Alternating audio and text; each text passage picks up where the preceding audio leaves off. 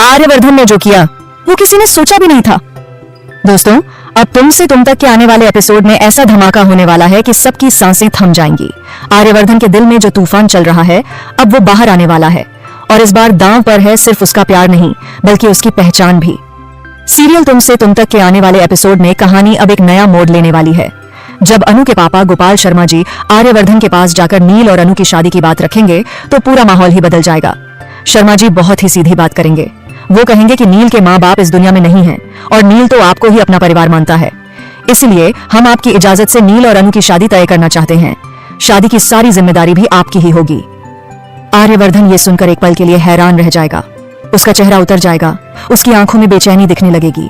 वो मन ही मन सोचने लगेगा, क्या अनु सच में नील से शादी करने जा रही है? और फिर वो शर्मा जी से साफ कह देगा कि ये शादी नहीं हो सकती। लेकिन शर्मा जी अपनी बात पर अड़े रहेंगे।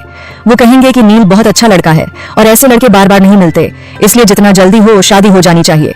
आर्यवर्धन अंदर से टूटने लगेगा, पर चेहरे पर कुछ दिखाएगा नहीं। वो बस चुपचाप शर्मा जी को सुनता रहेगा। शर्मा जी के जाते ही आर्यवर्धन के भीतर एक जंग शुरू हो जाएगी। एक तरफ उसका दिल जो अनु के लिए धड़कता है और दूसरी तरफ उसकी समझ जो उसे रोकना चाहती है। वो खुद से कहेगा, मैंने पहले भी अपना प्यार खो दिया था, अब दोबारा नहीं। इस बार अनु को मैं खुद से दूर नहीं जाने दूंगा, चाहे कुछ भी हो जाए। रात को आर्यवर्धन अकेले कमरे में बैठे अनु की तस्वीर देखेगा। हवा में हल्की सी ठंड होगी और उसकी आंखों में बस एक फैसला झलकने लगेगा। अनु मेरी थी, मेरी है और हमेशा मेरी रहेगी। अब आर्यवर्धन वो करने वाला है जिसकी किसी ने कल्पना भी नहीं की थी। अगली सुबह आर्यवर्धन के मन में एक ही ख्याल घूमता रहता है, अनु अब मेरी नहीं रही तो मैं जी नहीं पाऊंगा। वो अपने ऑफिस में बैठा हर काम करते हुए भी बस अनु की मुस्कान याद करता है। तभी उसे पता चलता है कि शर्मा जी ने नील और अनु की शादी की तारीख तय कर दी है। सुनते ही आर्यवर्धन के हाथ से फाइल गिर जाती है। उसकी आंखों में आग जलने लगती है। वो सोचता है, नहीं, ये शादी नहीं हो सकती। अनु सिर्फ मेरी है और मैं किसी भी कीमत पर उसे खो नहीं सकता। उस रात आर्यवर्धन नील से मिलने जाएगा। नील उसे देखकर बहुत खुश होगा, लेकिन आर्यवर्धन के मन में कुछ और ही चल रहा होगा। वो नील से कहेगा, शादी की तैयारी बहुत जोरों पर है नील, अनु बहुत खुश लग रही है। नील मुस्कुराकर बोलेगा, हाँ आर्यवर्धन भाई, मुझे तो अब लगता है मेरी जिंदगी पूरी हो गई। ये सुनकर आर्यवर्धन की मुस्कान के पीछे छिप जाएगा तूफान। वो सिर हिलाकर चला जाएगा, पर उसके कदमों की चाल बता रही होगी कि कुछ बड़ा होने वाला है। रात गहराती है। आर्यवर्धन अपनी कार में बैठकर सोचता है, अगर मैं अब भी चुप रहा तो सब खत्म हो जाएगा, मुझे कुछ करना ही होगा।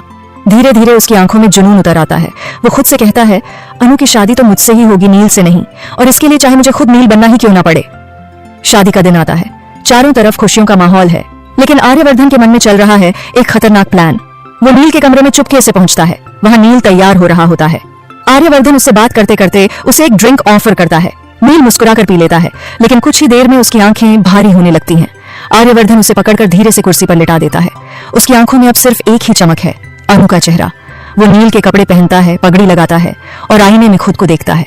वो धीमे से कहता है, अब कोई नहीं रोक सकता, अनु मेरी दुल्हन बनेगी, क्योंकि हमारा रिश्ता सिर्फ इस जन्म का नहीं 7 जन्मों का है। बारात की आवाजें गूंजती हैं। सबको लगता है दूल्हा नील है, पर असल में वहां आर्यवर्धन है, और इसी के साथ शुरू होती है वो शादी जो सबकी किस्मत बदल देने वाली है। शादी का मंडप फूलों से सजा हुआ है, शंख बज रहे हैं और सबके चेहरों पर मुस्कान है। अनुलाल जोड़े में किसी परी से कम नहीं लग रही, पर उसके दिल में एक अजीब सी बेचैनी है। उसे बार बार लग रहा है जैसे कुछ ठीक नहीं है। वो सोचती है, नील आज कुछ अजीब बर्ताव कर रहा है। उसकी आंखों में वो सुकून नहीं जो हमेशा होता है। उधर आर्यवर्धन जो अब नील के रूप में बैठा है, अपनी सांसों को काबू में रखने की कोशिश कर रहा है। हर मंत्र, हर रस्म के साथ उसका दिल तेजी से धड़क रहा है। पंडित जी की आवाज गूंजती है। विवाह के पवित्र बंधन में अब दोनों एक दूसरे के साथी बनेंगे। आर्यवर्धन की नजर अनु पर टिकी हुई है। उसकी आंखों में एक ही जज्बात, प्यार और जीत का मिश्रण। वो मन ही मन कहता है, अनु अब तुम मेरी हो हमेशा के लिए। जैसे जैसे फेरे शुरू होते हैं, अनु की बेचैनी बढ़ती जाती है। उसे महसूस होता है कि दूल्हे की पकड़ वैसी नहीं है जैसी नील की होती थी। वो हल्के से झिझक कर उसकी ओर देखती है, पर चेहरा घूंघट से ढका हुआ है। वो धीरे से कहती है, नील सब ठीक है ना? आर्यवर्धन हल्की आवाज में जवाब देता है, सब कुछ परफेक्ट है अनु, बस अब तुम हमेशा मेरी रहोगी। ये सुनते ही अनु को एक पल को झटका लगता है। उसकी आंखों में शक की एक हल्की लकीर उभरती है। फेरे पूरे होते हैं और पंडित जी कहते हैं, अब वर सिंदूर भरें और मंगल सूत्र पहनाएं।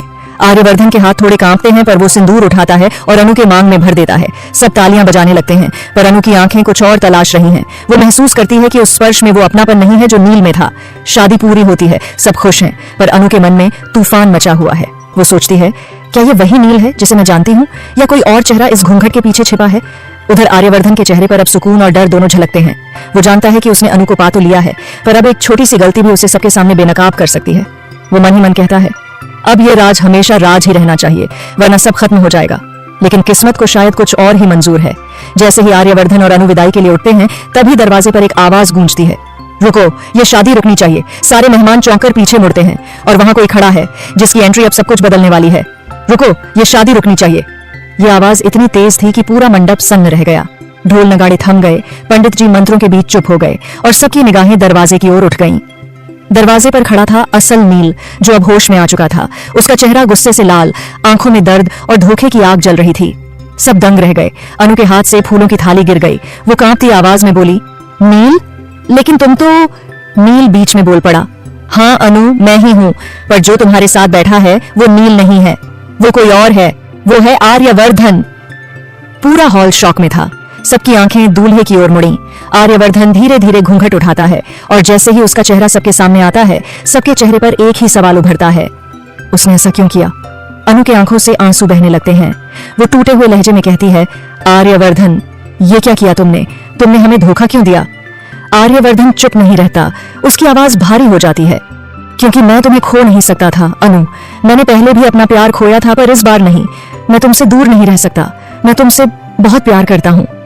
लेकिन अनु की आंखों में अब कोई प्यार नहीं था, सिर्फ दर्द और विश्वासघात। वो पीछे हटते हुए कहती है, ये प्यार नहीं, पागलपन है आर्यवर्धन। तुमने अपनी हदें पार कर दी। ये रिश्ता जबरदस्ती का नहीं हो सकता। आर्यवर्धन के चेहरे पर अब पछतावे की लकीरें उभरने लगती हैं। वो धीरे से बोलता है, मुझे लगा अगर तुम मेरी बन जाओगी तो सब ठीक हो जाएगा, पर मैं गलत था। नील आगे बढ़कर अनु को संभालता है और गुस्से में आर्यवर्धन से कहता है, तुमने जो किया है उसकी सजा जरूर मिलेगी। प्यार किसी को पाने का नहीं, समझने का नाम है। पूरा माहौल भारी हो जाता है। शर्मा जी की आंखों से आंसू झरने लगते हैं। आर्यवर्धन की आंखों में अब वही प्यार था, पर अब उसमें शर्म भी थी। वो नीचे झुक जाता है, अपने किए का बोझ सह नहीं पाता। अनु नील की ओर देखती है और धीरे से कहती है, कभी कभी प्यार को पाने से ज्यादा जरूरी होता है उसे सही जगह छोड़ देना। आर्यवर्धन की आंखें भर आती हैं। वो पीछे मुड़कर अनु की तरफ आखिरी बार देखता है और बिना कुछ बोले मंडप से बाहर चला जाता है।